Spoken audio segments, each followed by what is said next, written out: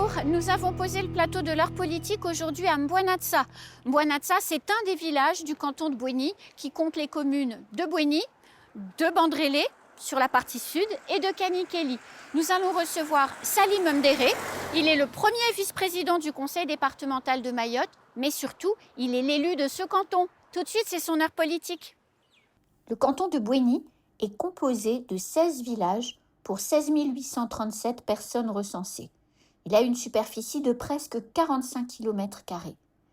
Ce canton souffre d'un important déficit en infrastructures au service de la population. Certains de ces villages sont également confrontés, notamment à Bouéni et à Kanikeli, à une montée pressante des eaux qui condamne et menace de nombreuses habitations. Les plages de Kanikeli et de Bouéni sont aussi tristement célèbres par l'arrivée régulière de Kwassa. Pourtant, c'est un canton qui dispose d'atouts indéniables en termes de tourisme pour l'ensemble du territoire. Salim Mdéré, bonjour. Bonjour Anne.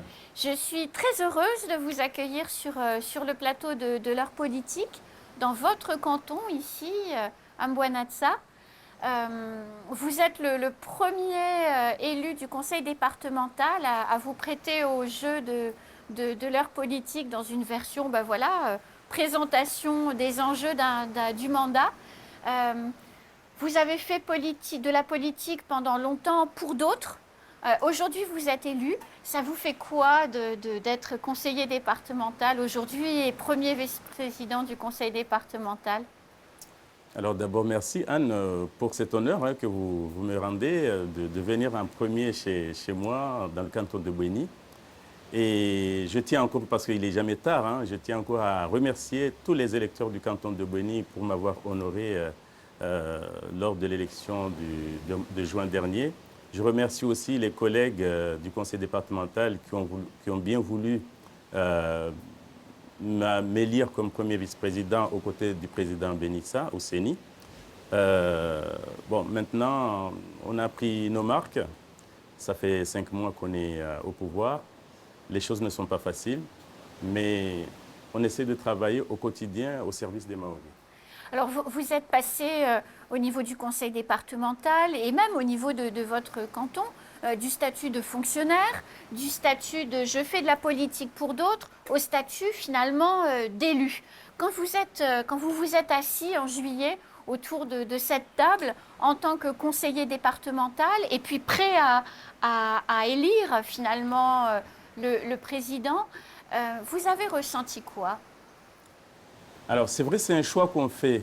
Être fonctionnaire où on gagne bien sa vie, où on peut être tranquille avec sa famille, et faire le choix d'aller en politique, ce n'est pas évident. C'est un sacrifice qu'on fait. Et moi, j'ai fait ce choix-là et je ne le regrette pas du tout.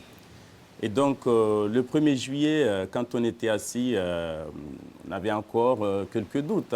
Est-ce qu'on va vraiment passer ou pas? Parce qu'avec le jeu de la tractation, fait qu'à un moment donné, on peut être recalé. Mais on était serein, on s'est soudés et ce jour-là, c'est vraiment un grand jour pour moi. Et c'est moi-même, je ne sais pas si vous avez pu remarquer, c'est moi-même qui ai annoncé la candidature de Benissa Ouseni. Tout à fait. Pour couper court en fait, parce qu'on entendait des choses qui faisaient qu'on allait peut-être annoncer ma candidature. Et moi, je me suis dit, il faut couper court à ça. C'est moi qui annonce la candidature de Benissa Ouseni et ça s'est très bien passé.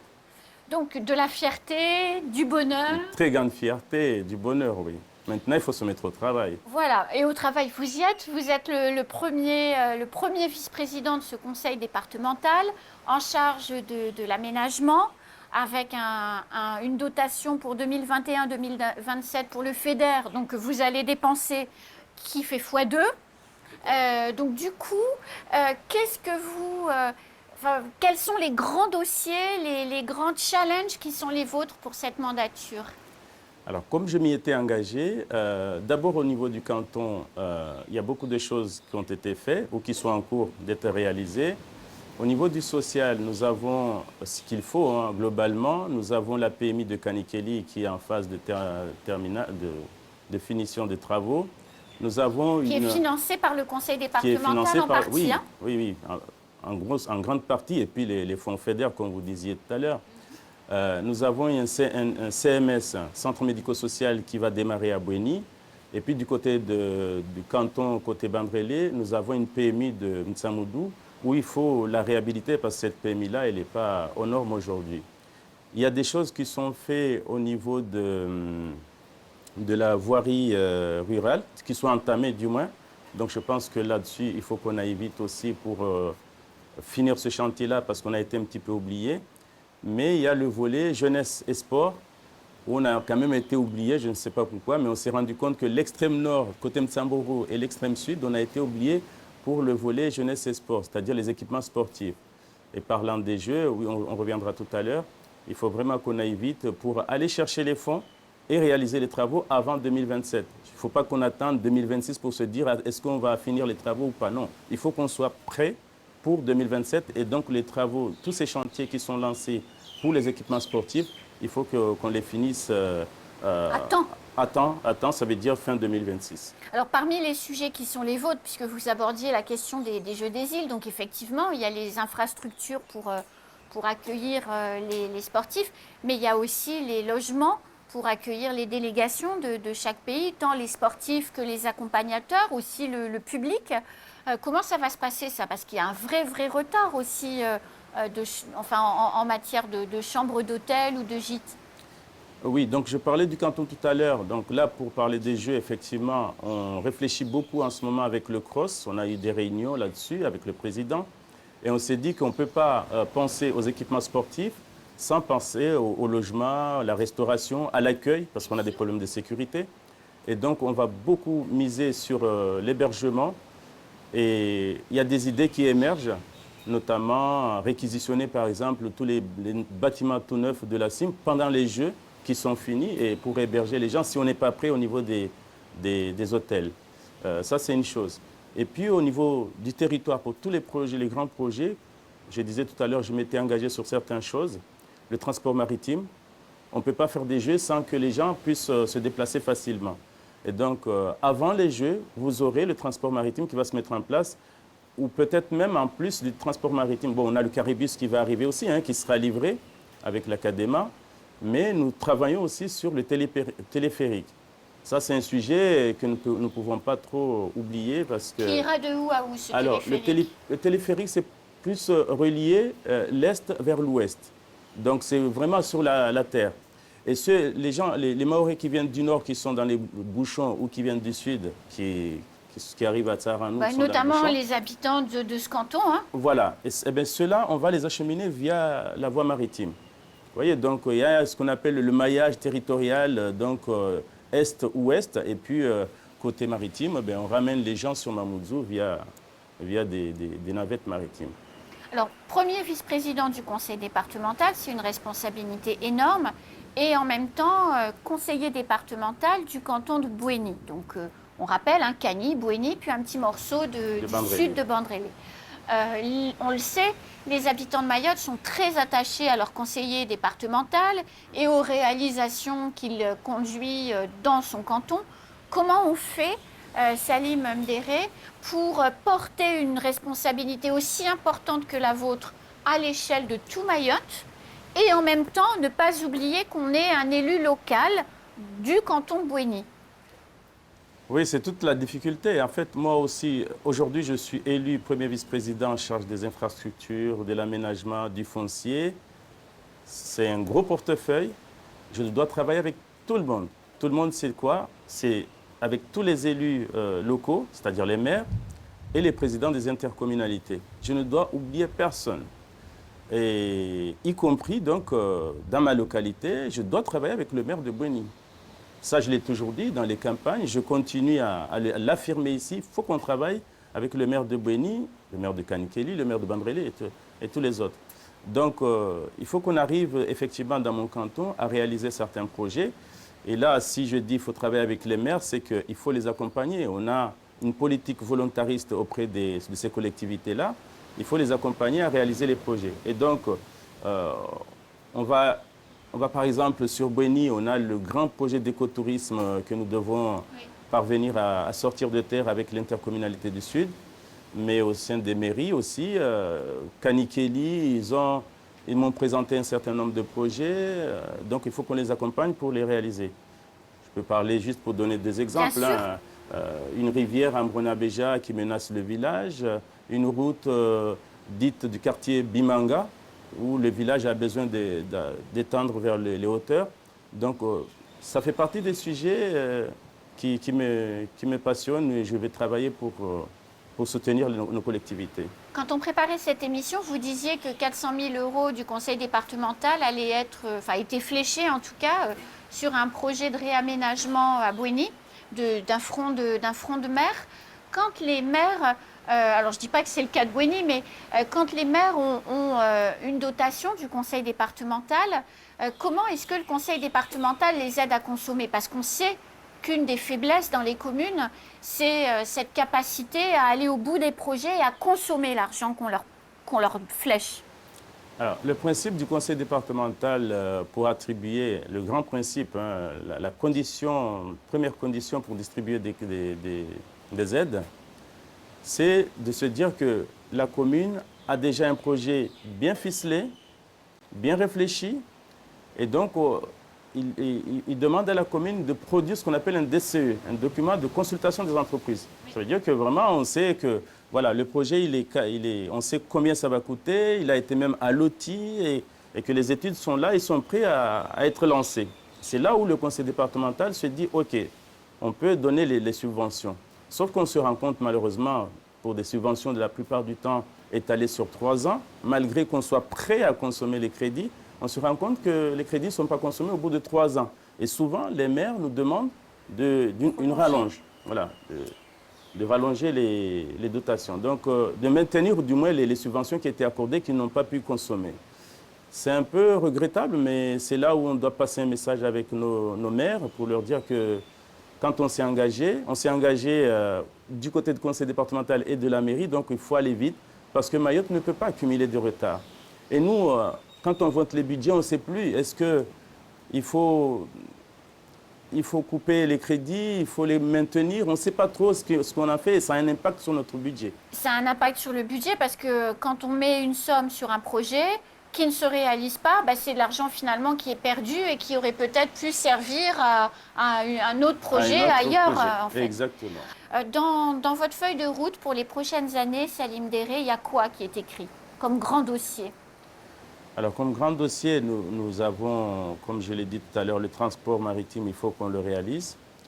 Au niveau de la piste longue, même si ce n'est pas une compétence directe du conseil départemental, le conseil départemental, pour faire avancer ce chantier-là, a pris un engagement de contribuer à hauteur de 80 millions d'euros. Donc là, on ne peut pas dire que la balle est dans le camp des élus départementaux. La balle est du côté de l'État. Il faut qu'on arrive à faire aboutir ce projet de piste longue. Le port d'éclatement ou le port de transbordement de Longoni, moi j'y crois. Il y a le quai, la réhabilitation du quai numéro 1 qui est déjà en phase de travaux. Il faut qu'on fasse en sorte à ce qu'on ait le quai numéro 3 qui soit réalisé pour répondre aux exigences du projet gazier qui nous arrive. En matière d'infrastructures routières, comme j'ai les infrastructures, je pense qu'il y a un gros travail qui a été fait sous la mandature de Souabahadine Ibrahim Ramadani. Mais il faut continuer parce que, encore une fois, on a des problèmes de circulation. Et vous savez, on a un projet de contournement de Mamoudzou. Alors, on dit qu'il coûte cher, mais la route du littoral, on est parti d'1 milliard, on a fini à 2 milliards et la région, elle n'est pas finie. Et voilà. Donc 900 millions d'euros pour réaliser le contournement de Mamoudzou, moi je pense qu'il faut le faire et on le fait avec la commune de Mamoudzou et la CADEMA.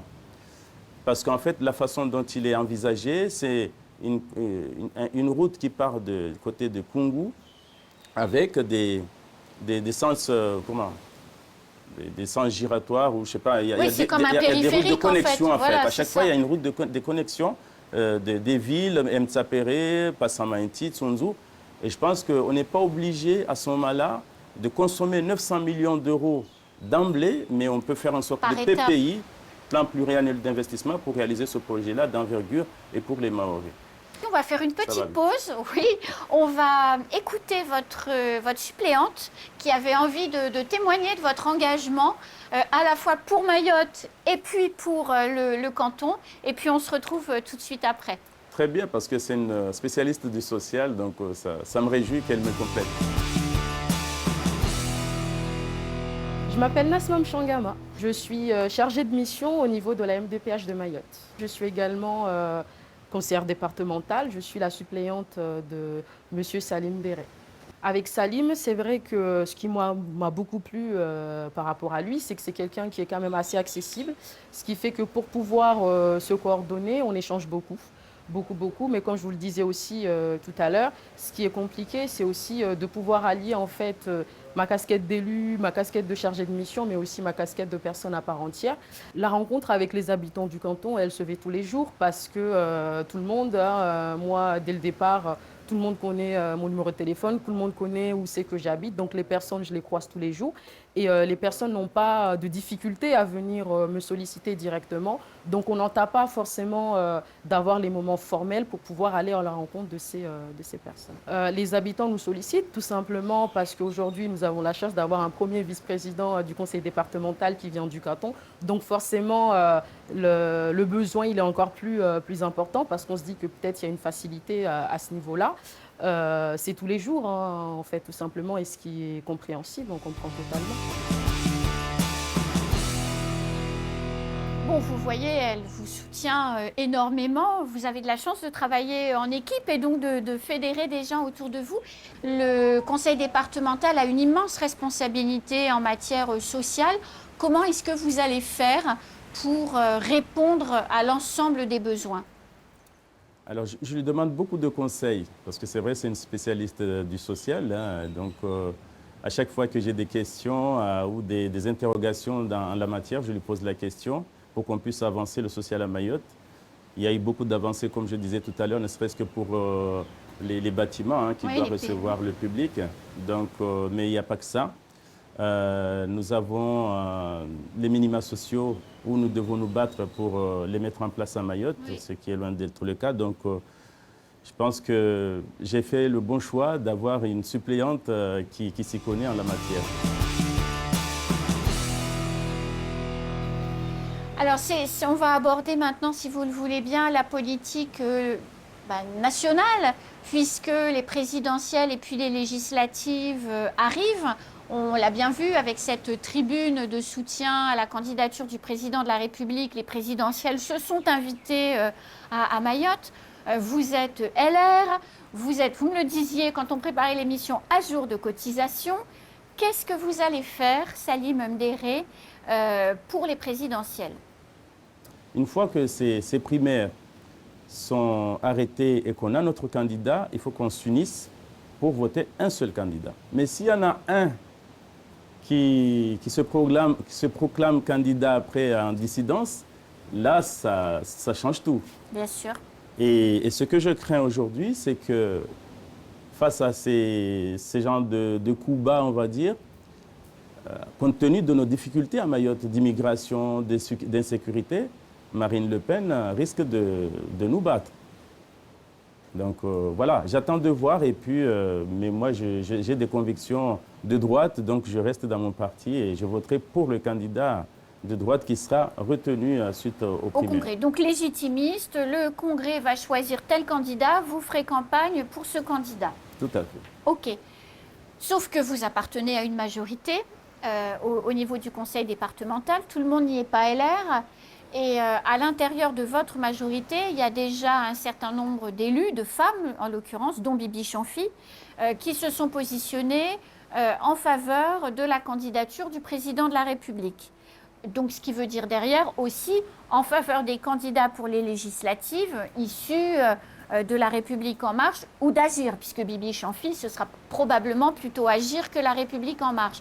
Comment ça va se passer pendant toute cette période au niveau de la majorité du conseil départemental et est-ce que nous, habitants de Mayotte, on ne va pas en faire les frais quelque part si la majorité se disloque? Non, il n'y aura pas de souci de ce côté-là. En fait, nous, on s'est mis d'accord sur un principe. Il faut qu'on arrive à s'accorder c'est du souhait du président Benissa, que le fait qu'on soit dans une majorité, qu'on ait au moins un député à la Circo Nord et un député à la Circo Sud pour le soutenir ensemble. Pour les présidentielles, le problème ne se pose pas, on ne l'a même pas évoqué. Et c'est vrai que moi, je serais d'avis de dire que dans la mesure où on a 2-3 tendances dans notre majorité, chacun aille dans son camp. Bibi Chamfi agir si elle est prête à soutenir la présidence de Macron, moi, ce n'est pas un souci. Moi, je soutiendrai, comme je l'ai dit, le candidat de la droite. Et puis les autres collègues, s'ils veulent aller dans une autre candidature, pourquoi pas. Donc, au niveau des présidentielles, le problème ne se posera pas. Pour les législatives, comme je vous ai dit tout à l'heure, je pense que l'idéal, c'est quand même qu'on se mette d'accord sur un candidat. Et vous pensez que ce soit c'est possible, à la Circo Nord ou au Circo... C'est pas si évident que ça. C'est pas si évident que ça, d'autant que pour le Nord, on sait déjà que le parti s'est positionné sur un candidat qui ne fait pas forcément l'unanimité, y compris chez moi. Je préfère dire les choses. Oui, oui. Donc, bon, après, on voit hein, pour côté Sud. Et puis, mais bon, ce n'est pas un sujet qui risque de nous diviser, encore une fois. Vous serez, même si vous n'êtes pas en phase et que vous ne soutenez pas les mêmes candidats, la campagne va être tendue, comme à chaque fois. Ça n'aura pas de conséquences sur le fonctionnement de l'exécutif. Il n'y aura pas de rancœur et ça marchera. Je ne l'espère pas, en tout cas. Je ne l'espère pas. Et puis, de toute façon, encore une fois, après les présidentielles, on va encore se mettre à table et convenir des modes d'entame de ces élections-là pour pas qu'il y ait trop d'attaques qui n'auront pas de sens, finalement, parce que dans tous les cas, ils font un représentant à l'Assemblée nationale, 2 représentants, on va dire, et que quel que soit le représentant qui sera là-bas, il va travailler pour les Mahorais. Alors justement, la loi Mayotte, elle arrive, elle sera présentée avant les présidentielles et évidemment avant les législatives. C'est une loi qui est proposée par le gouvernement, donc probablement par Emmanuel Macron quand il sera candidat. Comment vous allez gérer ça, vous, soutenant les LR ? Mais la loi Mayotte a été abordée avec tous les élus de Mayotte. Oui. Donc, il y a des choses qui sont quand même très bien là-dedans. Moi, je n'y avais pas participé sur le seul principe qu'à chaque fois, on nous envoie des experts, on fait des consultations qui n'aboutissent à rien du tout. Mais là, sur le coup, notre représentant LR, Mansour Kamardine, il y a participé. Donc, je fais confiance à tous les élus qui ont participé à ces travaux-là. Cette loi Mayotte doit aboutir. Moi, je pense qu'il faut le faire aboutir, ne serait-ce que pour